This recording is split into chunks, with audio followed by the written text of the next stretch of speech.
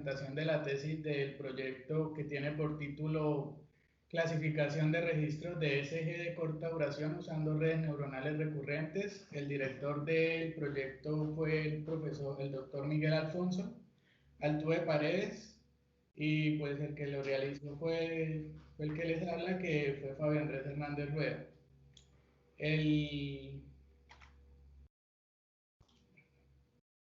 El proyecto gira en torno al órgano del corazón.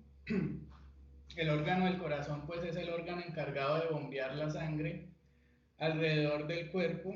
Esto se hace a través del siguiente circuito.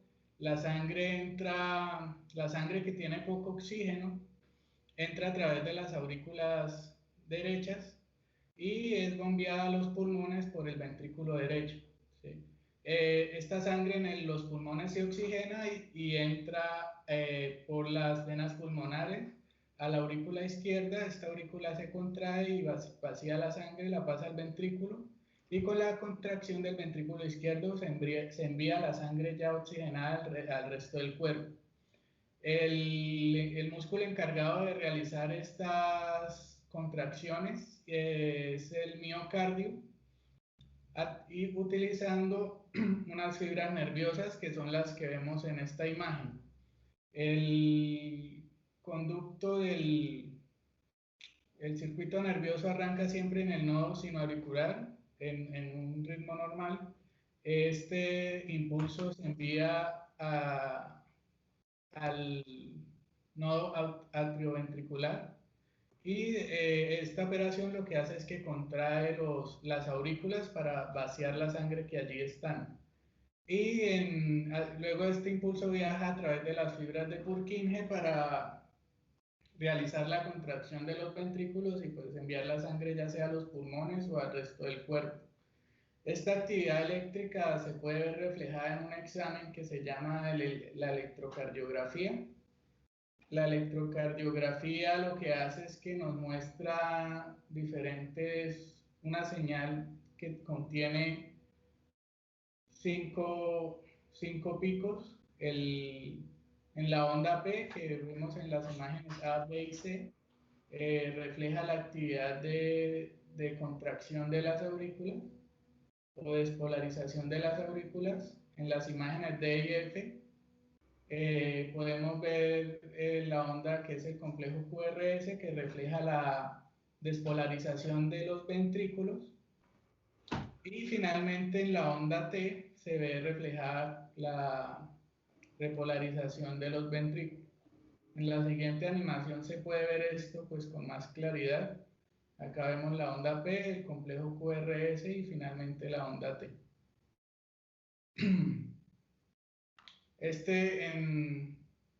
Mediante este registro de electrocardiografía podemos detectar también si el corazón presenta arritmias, ya que pues en un ritmo sinusal normal, como vemos en esta imagen, los latidos van aproximadamente de 60 a 100 latidos por minuto.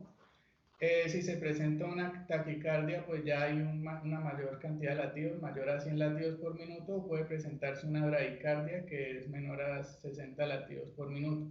Este tipo de arritmia lo que genera son enfermedades de tipo cardíaco, cardiovascular, que en el mundo pues son la principal causa de muerte, y en Colombia también es la principal causa de muerte. Este tipo de enfermedades le representa al país un gasto de 6.4 billones de pesos anuales, según la revista Portafolio, y ha venido incrementando un tipo de arritmia de taquicardia, que es la fibrilación auricular, que es de las más comunes. Ha venido aumentando en un 10%, llegando a representar una mortalidad del 35%, según la revista colombiana de cardiología. En el mundo, la fibrilación auricular afecta al 2% de la población y representa el 20% de enfermedades cerebrovasculares. La fibrilación auricular es un tipo de arritmia que está caracterizado porque las ondas P desaparecen y son reemplazadas por una secuencia de ondas llamadas ondas F. Esto lo que hace es que en las aurículas no se vacíe bien la sangre y pueda generar diferentes tipos de accidentes cerebrovasculares debido a la generación de coágulos. El problema de detectar la fibrilación auricular es que es un evento episódico. Por lo general se utilizan registros de larga duración, por lo que, y además este tipo de señales, cuando hay fibrilación auricular, puede confundirse fácilmente con otros tipos de arritmia. Por eso, pues se ha venido utilizando técnicas de inteligencia artificial y aprendizaje automático para ayudarle a los médicos a realizar esta detección. El aprendizaje automático, pues es un campo dentro de la inteligencia artificial y pues sabiendo que la inteligencia artificial es cualquier tipo de operación que realice una máquina que pueda considerarse inteligente para el ser humano. Según Arthur Samuel, en 1959, él define el aprendizaje automático como el campo de estudio que le permite a las computadoras aprender sin ser explícitamente programadas para una tarea en particular. Dentro de las técnicas de aprendizaje automático, una de las más comunes y que se han venido popularizando son las redes neuronales artificiales. Estas son neuronas que pues, están basadas en el funcionamiento de las neuronas de nuestro cerebro, donde unas entradas son pasadas por unos pesos, son multiplicadas por unos pesos y se pasan a través de una función de activación para tener una salida deseada. Estos pesos pues, son calculados durante una previa etapa de entrenamiento y la conexión de este tipo de neuronas es lo que se le conoce como una red neuronal artificial. Estas neuronas han venido desarrollándose cada vez más, especializándose y siendo cada vez complejas, llegando pues a generar un nuevo campo que se le llama comúnmente como aprendizaje profundo o deep learning. Dentro del deep learning podemos encontrar redes neuronales como las redes neuronales de tipo convolutiva que están basadas en el funcionamiento de la corteza visual de nuestro cerebro, en donde se parte de una matriz que puede ser una imagen, se divide en pequeñas matrices y estas matrices se pasan por unas capas de convolución para finalmente pasar por una red neuronal normal artificial, una red neuronal artificial normal. Este tipo de técnicas son ampliamente utilizadas en la parte de detección de patrones en imágenes y también detección de rostros. Hay otro tipo de neuronas que son las neuronas recurrentes, en los cuales lo que hace es que tienen una memoria gracias a que parte de la salida de cada neurona se realimenta la entrada generando pues loops de memoria. Este tipo de redes neuronales es ampliamente utilizado en señales como señales de audio o también señales de ECG. El problema de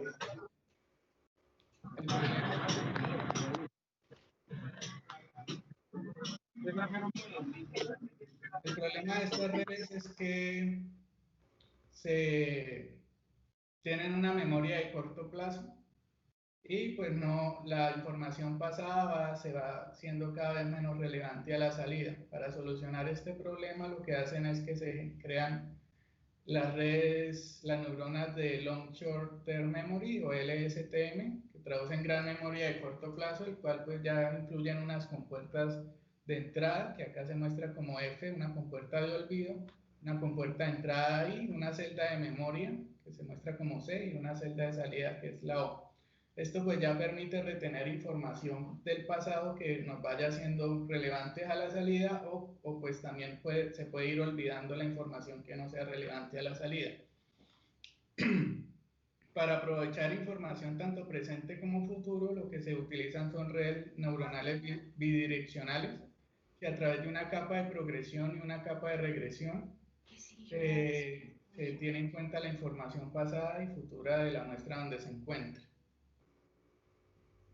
Este tipo de técnicas pues han sido aprovechadas en el campo de la electrocardiografía y se han venido desarrollando diferentes tipos de trabajos. Por ejemplo, en el 2009, Park y colaboradores, usando transformadas de ondícula, realizan diagramas de Poincaré y extrayendo métricas como el número de clústeres y métricas de dispersión entre los clústeres, logran obtener un desempeño del 91.4%. En el 2014, Xiaochuan y colaboradores utilizan pues técnicas extraen características del ESG como el número de latidos y la diferencia de tiempo entre latidos, y basados en parámetros y umbrales obtienen un desempeño del 94.13%. En el 2017, Huang y colaboradores utilizan, pues ya en este tiempo el Deep Learning ya está más desarrollado, ellos utilizan redes neuronales convolutivas para hacer extracción de características, y estas características entran a redes LSTM para pasar a través de árboles de decisión y realizar la clasificación de registros de electrocardiografía para hacer detección de fibrilación auricular, obteniendo un desempeño del 86%. En el 2017, Silman y colaboradores utilizan también redes neuronales convolutivas y redes neuronales recurrentes para llegar a un desempeño del 82%. Y en el 2019, Vanessa y colaboradores utilizan redes neuronales de tipo LSTM y obtienen un desempeño del 89%. Basado pues en estos trabajos, nosotros propusimos hacer detección automática de fibrilación auricular en registros de ECG de corta duración utilizando redes neuronales recurrentes. Para lograr eso, pues lo primero que se va a hacer es comprender la estructura de los datos utilizando un análisis estadístico. De acuerdo a este análisis, se realiza filtrado y eliminación de señales atípicos y registros que no representen correctamente al resto de la base de datos. Y con estas señales ya filtradas, pues se hace una detección y una evaluación utilizando redes neuronales recurrentes, y pues se esperaba obtener un desempeño superior al 85% en la clasificación. Para llegar a estos objetivos se utilizó la siguiente metodología. Pues primero hubo una etapa de adquisición de señales. Para eso se utilizó la base de datos del FISIONET Challenge del 2017, una base de datos que se encuentra en internet y es abierta y es bastante utilizada también. Luego con estos datos se realiza una etapa de preprocesamiento de la señal. Allí pues se aplican estandarizaciones, transformaciones, extracciones de características y eliminaciones. Estas señales pasan a un clasificador donde en esta etapa pues se define qué tipo de arquitectura se va a utilizar y qué tipo de estrategia de entrenamiento también se va a utilizar, y finalmente pues se decide con qué métrica se va a realizar la evaluación y el desempeño de nuestro clasificador. Esta parte es iterativa hasta que se obtiene un indicador de desempeño que pues esté acorde con lo que uno espera. En este trabajo se realizaron dos enfoques, uno basado en redes neuronales artificiales normales y otro basado en redes LSTM. Aquí se hace clasificación de 3 clases y 4 clases. Dentro de la adquisición, para lograr esto, pues utilizamos las herramientas que demuestran en la imagen, MATLAB especialmente para la etapa de adquisición y preprocesamiento de las señales, y en la parte del clasificador utilizamos las librerías científicas de Python, dentro de las que se encuentra TensorFlow, Keras, Pandas, Matplotlib, SciPy, NumPy y Scikit-learn. Python pues permite correr en un entorno colaborativo de Google que se llama Google Colab, que pues es gratuito. Hay una versión paga que permite tener unas características extras, y pues esto corre en servidores en la nube, queda almacenado en un entorno colaborativo donde cualquiera puede entrar y ver pues, lo que se hizo allí a través de notebooks de Jupyter. Las imágenes fueron procesadas en Inkscape y el texto de la tesis finalmente fue escrito en Overleaf, en LaTeX. Vamos a empezar a explicar la metodología, empezando por el primer paso, que fue la adquisición de las señales. Las señales, pues ya lo dije, fueron tomadas del reto de FISIONET del año 2017. Estas señales fueron obtenidas a través de un dispositivo ALICE Core, que es el que se muestra. Acá se toma el ECG a través de los dedos, es un ECG de un canal, y se envía a los celulares a través de una señal acústica con una portadora de 19 kHz y 200 Hz sobre milivoltios en la modulación. Estas señales se almacenan con una frecuencia de muestreo de 300 Hz de 16 bits de resolución y tienen un filtro pasabanda de 0.5 a 40 Hz. Estos archivos pues, se encuentran en formato .mat, que es el formato propio de MATLAB, y en Python pues, se utiliza SciPy para realizar la lectura de este tipo de formatos. La base de datos está distribuida de la siguiente manera. Se tienen 5.076 ritmos normales, registros de ECG de ritmos normales, 2.415 otros ritmos, 758 de fibrilación auricular y 279 señales ruidosas. Estas equivalen respectivamente al 60%, 28%, 9% y 3% del total de la base de datos, lo que evidencia pues, que hay un alto desbalance entre las clases. Acá vemos ejemplos de cómo se ven estos tipos de señales. Acá vemos un ritmo normal, un ritmo con fibrilación auricular, uno de tipo de otros ritmos y pues finalmente los registros ruidosos pues que no tienen nada de parecido a un tipo de registro de ECG. Acá vemos que los datos van de 9 a 60.86 segundos con una media de aproximadamente 30-32 segundos. Una vez que se hizo la adquisición de estos registros, pues se pasa a hacer un preprocesamiento que en el caso de este enfoque, que es basado en redes neuronales artificiales, lo que se hizo fue realizar una etapa previa de extracción de características. Para hacer la extracción de características utilizamos la técnica de transformación en undícula, utilizando una undícula madre de SIM4 y 5 niveles de descomposición, como se muestran acá en la imagen. Acá lo que se hace es un diezmado de factor 2 para finalmente obtener en el nivel 5 una señal de 0 a 4.668 Hz y de 4.68 Hz a 9.37 Hz. A estas señales lo que se le hizo fue extraer la desviación estándar y la entropía de Shannon a las de nivel 5, coeficientes de detalle y coeficientes de aproximación de nivel 5. La entropía de Shannon pues, se utilizó porque es una entropía que es fácil de calcular y es un buen indicador de la cantidad de información de las señales. También se utilizó, se extrajo el intervalo de RR de cada señal utilizando el algoritmo de Pannan-Tompkins y se hizo eliminación de artefactos utilizando el algoritmo de Clifford. A esta señal de intervalo de RR se le sacó PNN100 como el número de latidos que tienen una diferencia de mayor a 100 milisegundos entre cada uno, la media y la entropía de Shannon, y también se extrajo como característica la entropía de Shannon de la señal cruda. Estas señales fueron normalizadas utilizando un algoritmo de rescaling de min-max normalization. Lo que hacen es que se obtienen vectores de amplitud de 0 a 1, lo que hace que converja de una mejor manera la red en el entrenamiento. En la clasificación, la arquitectura del modelo es una red neuronal artificial donde tiene una capa de entrada de 8 neuronas, ya que son 8 características en la entrada, 3 capas ocultas de 10, 20 y 8 neuronas respectivamente y una capa de salida de 4 neuronas, ya que pues, se va a hacer una clasificación de 4 clases.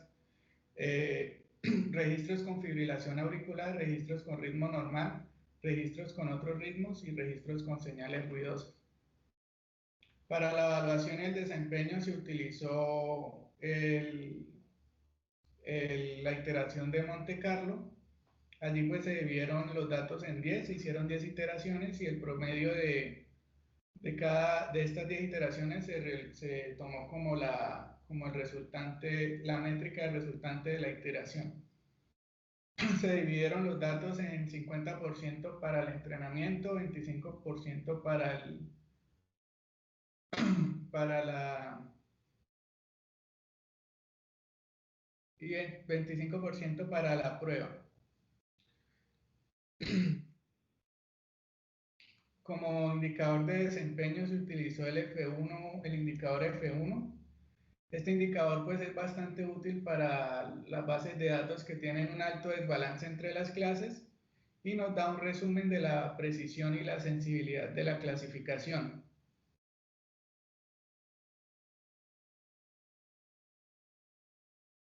Para el enfoque, el segundo enfoque pues es un enfoque basado en redes neuronales de tipo LSTM. Se utilizó la misma base de datos y se hizo la misma adquisición. En el preprocesamiento lo que se hizo fue primero una normalización temporal para obtener registros todos de la misma duración. Allí lo que se hizo fue que los registros de menores de 9.000 muestras se desecharon y los registros mayores a 18.000 o iguales a 18.000 se dividieron en dos. Pues esto se hizo gracias al histograma del número de registros, donde se ve que la mayor cantidad de registros tienen 9.000, de 9.000 a 18.000 muestras. Después de la normalización temporal, la base de datos queda distribuida en 59% de ritmos normales, 30% de otros ritmos, 9% de fibrilación auricular y 2% de señales ruidosas, lo que queda aún todavía más desbalanceada.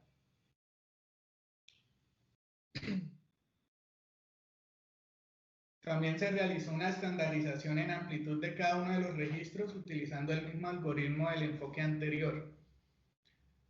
Allí las entradas de nuestra red, pues como ya lo dije, este tipo de redes, las entradas son series de tiempo, entonces nos permite introducir la señal cruda, el registro SG crudo, y aparte de eso se realizaron tres señales más, y donde en cada una de estas señales lo que se muestra es la amplitud y el momento donde ocurre la onda R, la onda P y la onda T. En el modelo de clasificación se propuso una red bidireccional, LSTM bidireccional, de 3 capas, de 2 capas, y pues finalmente una capa de red neuronal artificial para realizar la clasificación. Allí en la primera se utilizan 50 neuronas, las entradas son 4, es una matriz de 9000 por 4, donde pues cada una de estas son las características, los registros previamente procesados. Está una segunda capa de 25 neuronas y finalmente una capa de red neuronal artificial de 4 neuronas, porque se va a realizar clasificación de 4 clases: fibrilación auricular, ritmos normales, otros ritmos y señales ruidosos.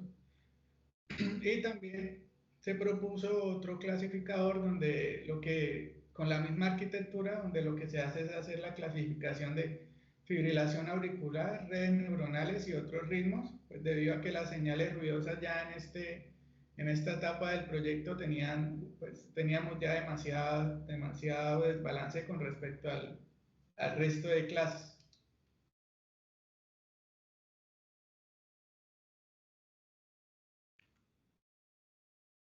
Para la evaluación y desempeño de este enfoque se utilizó la misma metodología anterior, iteraciones de Monte Carlo, y también la métrica fue el F1. Acá vemos los resultados obtenidos con el enfoque de redes neuronales artificiales. Para ritmos normales el promedio del F1 fue 83.64%, de fibrilación auricular el 61.61%, otros ritmos 56.88%, señales ruidosas 53.88%. Esto da un F1 macro de 65.85% en el primer enfoque de redes neuronales artificiales. Para el enfoque basado en redes LSTM bidireccionales, en la clasificación de 4 clases se obtuvo un F1 promedio de 83.54%, fibrilación auricular un F1 de 74.45%, otros ritmos 69.02%, señales ruidosas de 55.83% para un F1 promedio de 70.71% para clasificar 4 clases.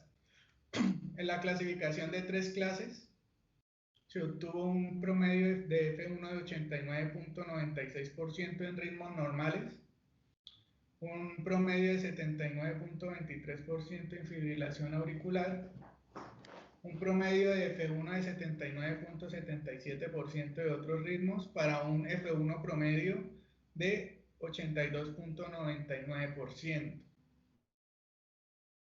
Si se compara pues con algunos trabajos encontrados en el estado del arte, podríamos decir que pues no estamos muy bien en cuanto a indicadores de desempeño. Sin embargo, si se realiza un estudio detallado de las técnicas que utilizaron, pues se puede ver que son técnicas que consumen muchos recursos computacionales y pues requieren de demasiadas neuronas y demasiado poder de cómputo para poder realizarse. El trabajo de nosotros pues tiene ciertas ventajas en cuanto a que no necesita demasiados recursos y pues se desarrolló con herramientas basadas en la nube, donde pues cualquiera también puede llegar y trabajar sobre eso y mejorarlo. Otros resultados obtenidos gracias a este trabajo fueron artículos presentados en diferentes convenciones.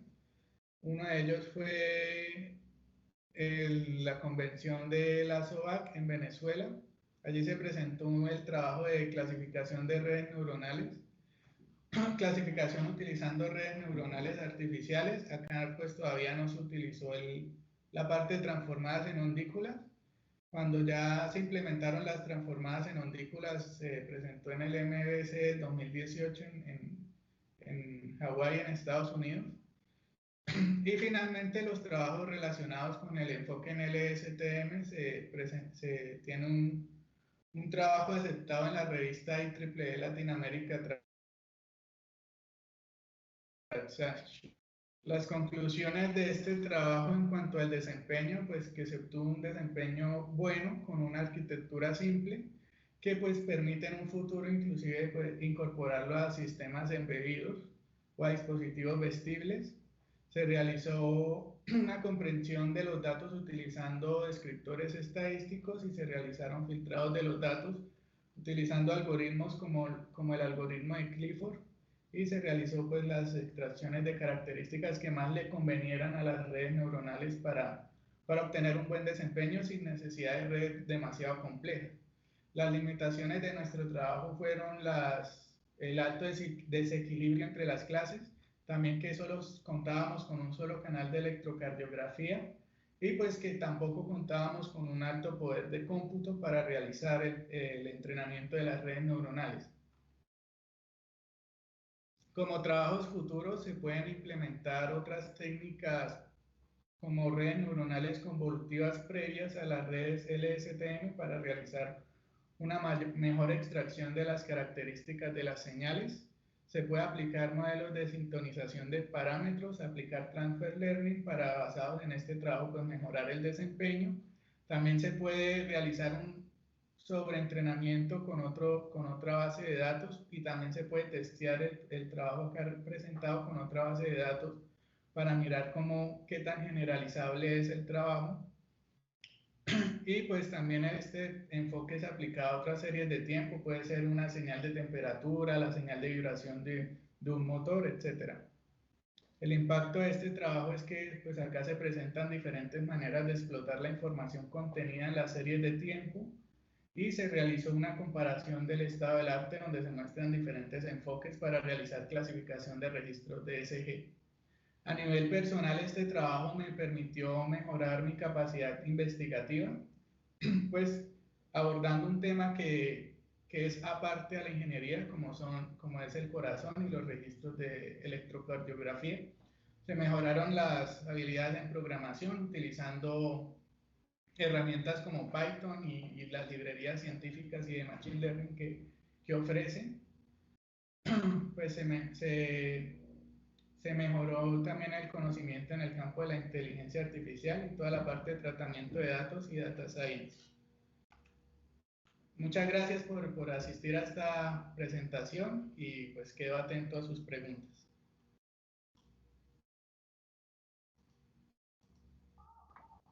Bueno, muchas gracias, Fabio. Muy agradable tu presentación. Ahora vamos a dar paso entonces a los evaluadores, al profesor Germán Castellanos, al profesor César Aceros, para que puedan hacer las respectivas preguntas. ¿Vale, Fabio? Entonces, para que Sí, estés señor. pendiente allí. Listo, profes, cuando quieran. Pues Germán, ¿quiere arrancar o yo arranco? Arranque, despegue. Bueno, no, las preguntas son bien, no son nada súper. Yo quisiera ver, ustedes realmente, como en las 4 clases que tienen ritmo normal, tienen fibrilación articular, tienen otros registros y tienen señales ruidosas, ¿cierto? Tienen Sí. esas 4 clases. Existen otras patologías que imagino que pueden ser detectables con electrocardiografía, ¿cierto? Y bueno, la base de decisiones está centrada en 4 clases, pero se podría considerar otros tipos de clases o qué trabajos hay sobre eso dentro de los que ustedes han visto. Sí, se pueden trabajar otro tipo de arritmias, solo que pues este tipo de enfoque de Machine Learning requiere que la base de datos esté previamente etiquetada, ¿no? Entonces, pues esas eran las etiquetas y los labels que tenía esa base de datos. Pero sí, claro, es aplicable desde que la base de datos pues esté previamente etiquetada. Sí. No sé, Germán, si quiere hay una y una para no aburrirle. Vale. No hay ningún problema. A ver, si la idea fuera compendiar, condensar las principales dificultades en esa base de datos, ¿cuáles serían para usted? Del punto de vista de dificultad de proceso, de inferencia para clasificación, ¿cuáles son las dificultades que presenta esa base de datos? Y ojalá tratando de darle alguna evaluación, cuál es más importante, cuál es, digamos, manejable, algo así por el estilo. Empecemos por cuál es la principal dificultad que tiene esa base de datos. Aparte del desbalance de las clases, es pues como tal la formología de las ondas de SG, donde pues se tiene una que es de otros ritmos, que entre las dos, ¿cuál es más difícil? ¿El desbalance o la morfología? Ahorita hablamos de la morfología. ¿El desbalance o la morfología? Porque no queda claro qué es la morfología. El desbalance pues se puede tratar, ¿sí? Y de hecho tratamos de tratarlo utilizando, de hecho, funciones que ya trae Python para eso, ¿sí? Para clases desbalanceadas. Lo que pasa es que pues hay una exageración ya de una clase de un 2% del total, pues fue bastante. Ese es el punto. Ese es el punto. Que cuando tú tienes que esperar 3 días para que aparezca un evento, ya no hay Python que te ayude. Sí, exacto. Y es esa base de datos. Ajá. Entonces, ese es un problema grande. Entonces, primer problema, el desbalance. Aquí llamas tu morfología. ¿Dónde está el problema? El problema es que las señales de SG, la forma de las ondas, por ejemplo, de otros ritmos, pueden confundirse bastante con los ritmos normales y fibrilación auricular. ¿Sí? Entonces, no es la morfología, sino la similitud de morfología. La similitud, sí. Que no son distinguibles. Además de que son registros de corta duración. Perfecto. Ese es otro problema.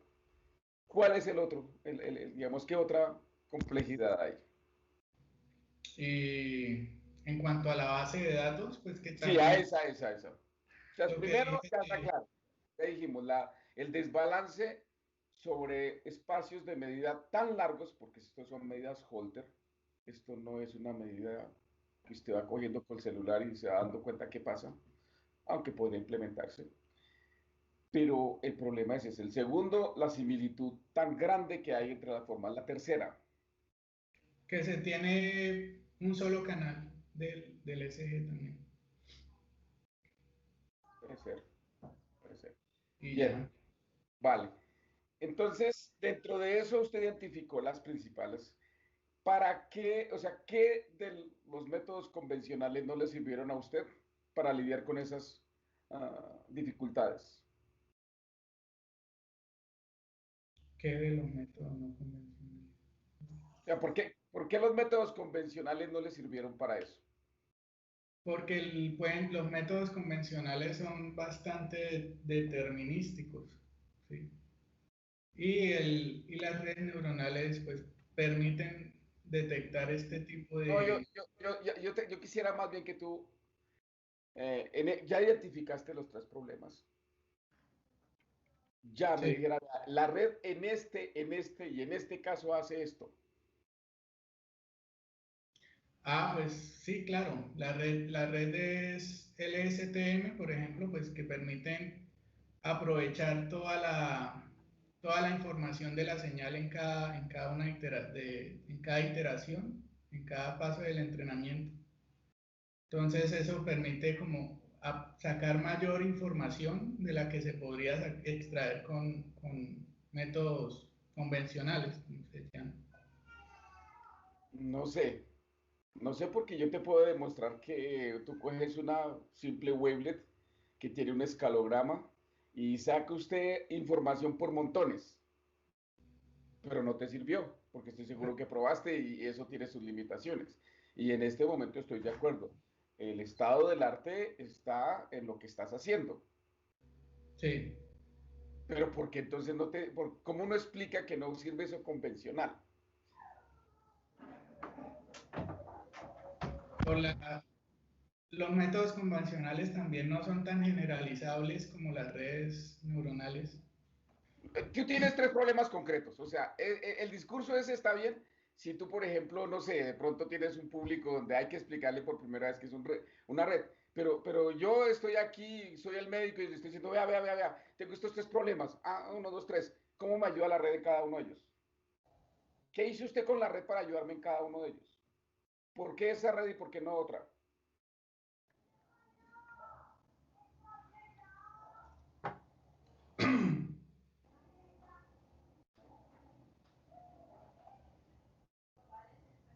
Yo te cuento una cosa, me parece muy interesante el trabajo y yo creo que el trabajo tuyo es muy bueno. De hecho, yo no sé si sabes de este trabajo, te lo voy vamos a darte tiempo para que pienses la pregunta y te voy a mandar un trabajo muy interesante. Pocas veces uno se da el lujo de hacer eso, que en una sustentación a uno le discutan trabajos ya citados. Tú tienes eso, yo no sé si tú sabes que ya te citaron. ¿Tú sabes eso? Sí, sí, señor. Bueno, entonces cojamos ese trabajo, muy bueno que eso es una sustentación donde hay ya un argumento académico. Te voy a mandar el trabajo de Guo de 2020, donde pone tu trabajo como primero y te compara. Me parece muy interesante, de hecho te felicito, eso es algo muy interesante. Ah, se me perdió dónde está. Yo te voy a mandar el nombre y tú inmediatamente lo buscas en internet. Es de este año, es una comparación. Te lo escribo acá. Ahí, ¿a dónde lo escribo? ¿Cómo hago para escribirlo? No No me sé está- si, Eh, no sé si Germán, se ¿podría puede. mandarlo en el chat de la charla? es que no puedo. Voy a intentar y no puedo. Calling Channel. Ok. Sí, creo que no se No, no, puede. Bueno, no está habilitado. eh, es el trabajo, se llama Atrial Fibrillation Detection in Spectrogram-Based Convolution Neural Networks. Búscalo. Ahí hay una tabla y está tu nombre, dice Fabio al principio. Y está la comparación, muy interesante. Quiero que me expliques qué tú puedes hacer en tu red para mejorar, porque ya te metieron en un cuento, en una comparación. Eso quiere decir que tú tienes que responder. ¿Cómo responderías tú? ¿Qué mejoraría en la red para uno por uno los parámetros de comparación? Decir, vea, yo creería que haría esto. ¿Te parece? Ok. Ya te entonces búscalo De hecho, si quiere más bien ahorita, no es que no sé por dónde mirarlo. De hecho, no estaba acostumbrado con a trabajar esta Creo, base de datos. Voy a... creo, Pero creo que sí puedes. ¿Ya la encontraste, Fabio?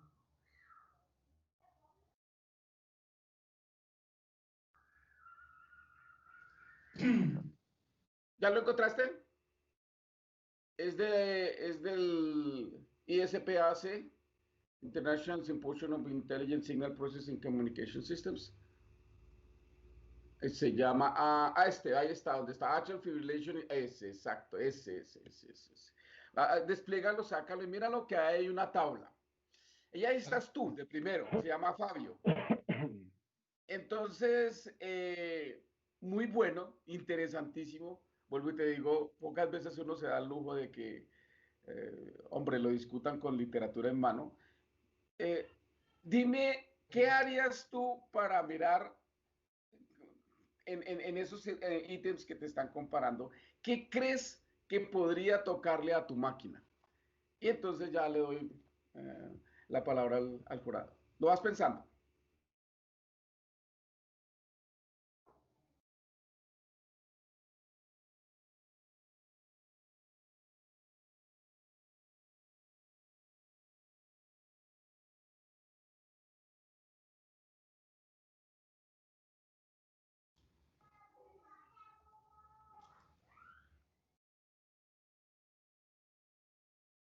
No, pero profe, no puedo ver el artículo. Dame un correo e inmediatamente te lo envío. Es Fabio Hernández R10. Perdón un momentito. Perdón. Todo pegado. Sí, Fabio Hernández. Con Z la última. ¿Y qué más? Fabio Hernández. R10 arroba Eh, Gmail. Muy bien. Arroba. Confirmo. Fabio Hernández R10 gmail.com. Sí, señor. Ya te envío el documento. Vale.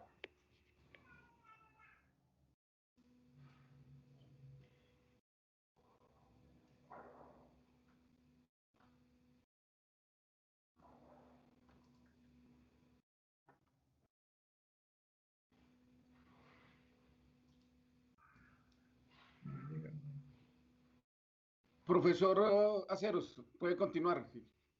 Ok, listo. Entonces, pues mi siguiente pregunta va referente a la parte de lo que tú mencionabas, de que tu arquitectura es una arquitectura, o sea, lo que ustedes proponen es una arquitectura que es más simple de lo que otros autores están proponiendo. Y mi pregunta es a que si esa arquitectura que ustedes proponen es una arquitectura más sencilla, eh, una de mis más grandes inquietudes sobre la parte de Machine Learning y eso es que muchas de esas cosas tienen que correr en nube y tienen que correr en servidores de alto desempeño. Y eso para mí es un problema. ¿Qué tan factible es que eso pueda correr en arquitecturas mucho más sencillas y arquitecturas que sean portables y que puedan ir con el paciente todo el tiempo y entregando datos basados en la arquitectura que tú estás planteando?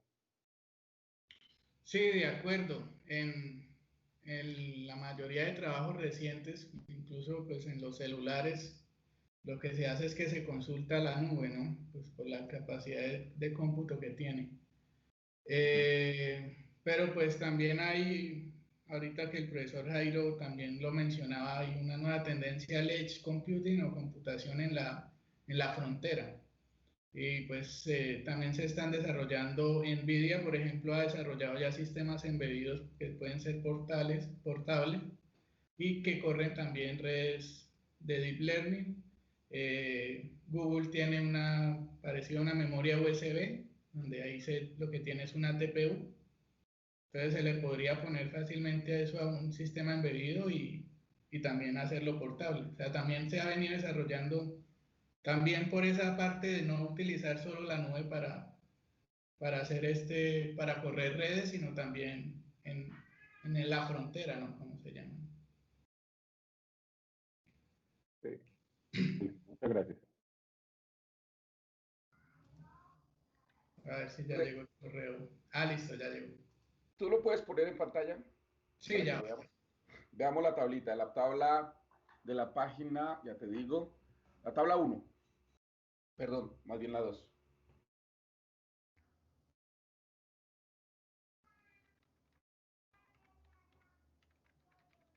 Ahí está, amplíala. Entonces ahí aparece un caballero que se llama Fabio, que eres tú. Sí, señor. Y Fabio aparece arriba. Y Fabio le pone números. Eso es un reto, ¿cierto? Entonces la pregunta es, ¿cuál sería tu respuesta? A propósito, la pregunta del profesor César Augusto va en la misma dirección.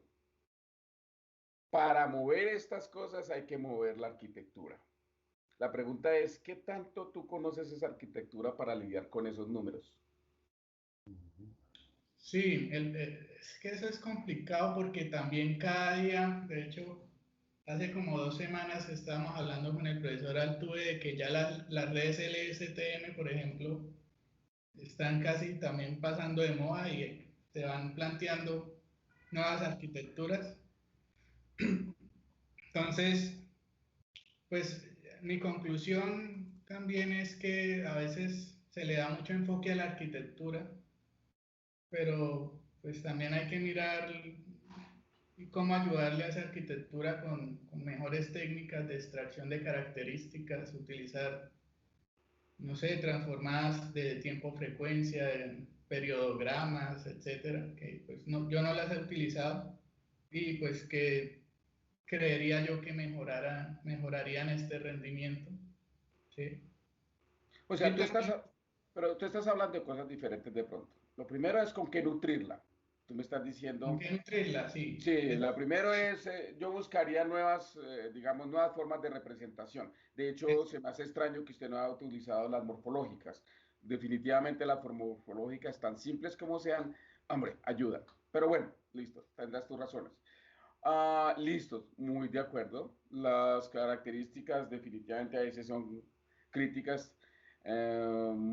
Aunque tú hablaste del deep learning y el deep learning está planteado para que, hombre, al mínimo meta la mano usted con las características, aún así, lo que llaman ellos las craft features hay que meterlos. Listos. Ahora, ¿qué otra cosa?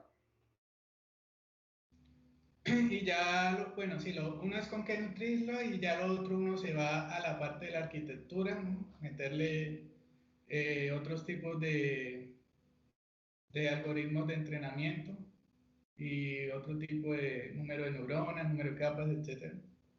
También se puede probar con más número de capas. Y ya lo otro, pues ya va directamente relacionado con la manera como se está evaluando, ¿no? Que es Monte Carlo. eh, pues la, la problemática también va en que se utilizó una sola base de datos y también se puede, pues lo que yo dije, que como trabajo futuro, Yo te diría mirar unas cosas. Te diría una cosa, tú tienes muchos problemas con una base de datos y ¿para qué quieres otra? de pronto ayude. A tener más problemas. Ya, exacto. Ya no es uno, sino 100. Poner dos programas, tú sabes, en este momento eso es un área completamente que se está desarrollando. Compartir información, eso es todo un arte. Tanto que tiene sus nombres propios, transfer learning, y no sé, porque no Ajá. es tan evidente como uno piensa de que estamos hablando de la misma enfermedad, mezclarlo sigue siendo complejo. ¿Sí? Pero yo me refería más a que yo siempre he creído que si tú manejas bien una herramienta, tú te paras hoy en la herramienta de hoy, en la actual, y mañana cuando venga la otra ya tú sabes, pues hombre, pasas de una a otra. Por Sí. eso, claro que la solución será la de mañana, pero si tú vas a seguir utilizando la de mañana, al igual que la de hoy, con ojos vendados, pues de pronto la cosa no resulte tan bien. Por eso quisiera saber es, dentro de lo que tú me propones una herramienta y un estudiante de maestría tiene que aprender en profundidad cómo manejar sus herramientas. Tú tienes unos problemas, ya están cuantificados. Alguien los dijo, vea, eso, de hecho este caballero también utiliza la misma filosofía tuya. Sí. Pregunta, ¿qué es lo que hay que hacer para lidiar con cada uno de esos problemas? O sea, ¿cómo usted lleva del plano práctico al plano de la inferencia? ¿Cómo codifica esa complejidad? No le entiendo, la verdad. ¿Cómo usted, por ejemplo, lidiaría como con la, digamos, con el problema de la, de que el latido aparece cada 2 o 3 días? ¿Qué le No, serviría a usted? ¿Qué perillitas usted cree? ¿Qué filosofías podría usted trabajar para que la red pudiera ayudarle con eso? Es eso. sí, Usted identifica unos problemas, usted ya sabe cuáles son. El desbalance de las clases es descomunal, simplemente. Descomunal, o sea, ese es el principal problema. Que usted le aparezca una sola vez, nada más, entre Jijuemil. Y cada 3 días, eso es brutal. Eso ya es llevar al límite, digamos, el concepto de inferencia. sí, ¿Qué haría usted, por ejemplo, dentro de la filosofía? ¿Cómo haría usted para proponer, bueno, cómo haría yo para hacer esto? para mejorar Sí, sí, para lidiar con ese problema. podría hacer algoritmos para modelar señales ruidosas, por ejemplo. También algoritmos para modelar otros ritmos, algoritmos para modelar fibrilación auricular. ¿Sí? Ya irse de pronto más al campo del modelado, pero pues ese campo sí, la verdad, poco lo manejo. Con el modelado, a través del modelado, de pronto nutrir mejor las arquitecturas, ¿no? Pues es lo que se me ocurre ahorita. Vale. Bueno, profesor. Bueno, eh, Fabio, la pregunta, esta es como, eh, digamos, el sistema que ustedes están haciendo, están en el Alice Core. Eso fue un concurso de 2017, un concurso que se hizo en 2017 de esa compañía, ¿cierto? Y imagino que el plan es que es un producto comercial. Pero ¿cuál es la intención de ese producto? O sea, la Claro, no, intención del pues producto es que es vender el aparato para conectar al celular y que una persona me siento como enfermo o no son registros de un día, 2 días, porque yo veo que ellos ponen como los dedos sobre el dispositivo y adquieren la señal. ¿No? Yo, me parece muy extraño eso. sí, pues la empresa se llama Alifcore, que ellos donaron la base de datos. Uh-huh. Y el concurso lo hizo Fisionet, que pues, lo lidera también, ahí está Gary Clifford. Y ellos lo que hicieron fue, nos dijeron, pues, lo dijeron a la gente fue, tenemos esta base de datos y ya un doctor la etiquetó. Uh-huh. Entonces lanzamos el reto, nuestra idea era participar en el reto ese mismo año, pero no nos dio el tiempo. Y, eso era un concurso, sí, y Uh-huh. ya, pero no sé cuál era la intención después de eso, si ponerlo en un álbum, si en la misma plataforma de ellos, o no sé.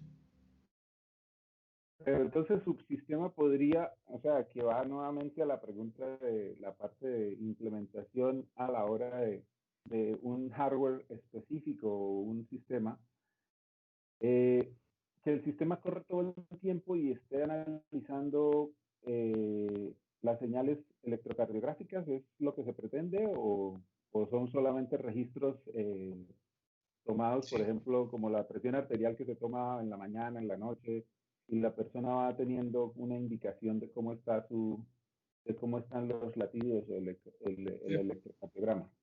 Se podría implementar en dispositivos vestibles teniendo en cuenta que en las redes neuronales la mayor cantidad de procesamiento se da en el entrenamiento, no en el test.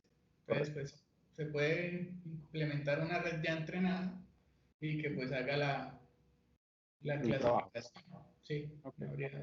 Bueno. Sería un trabajo futuro. Ok, bueno. Por mi parte nada más, no tengo más preguntas. A mí me parece interesante esa pregunta porque yo te voy a comentar cuál es la idea. Los resultados de la tabla, los tuyos como los de ellos, tienen sentido. Tienen sentido y dependen de la aplicación. Me explico. El sistema como tal de salud tiene unos niveles de atención. Mira la tabla que está encima, la del Recall Precision. Entonces, tú, por ejemplo, en un momento hipotético, puedes bajar efectivamente, bajar las pretensiones de rendimiento, de acierto, y ponerlo, por ejemplo, en un sistema de lo que llaman el screening. Entonces, el médico, existe la alarma y el médico ya tendrá otro protocolo y se da cuenta si efectivamente es eso o no. ¿Qué puede significar eso? Que usted le dice, no, es que yo no tengo que esperar 3 días ni tengo que utilizar una supercomputadora. No, es un sistema de prescreening y ya usted le dice rápido y usted tendrá una capa encima de los médicos. El sistema de salud tiene eso.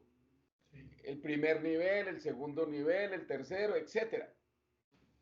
Y entonces usted se acopla, le dice, mira, le doy esto, es más, se lo doy en el celular para que, como tú dices, se lo ponga el holter. Los holter hoy en día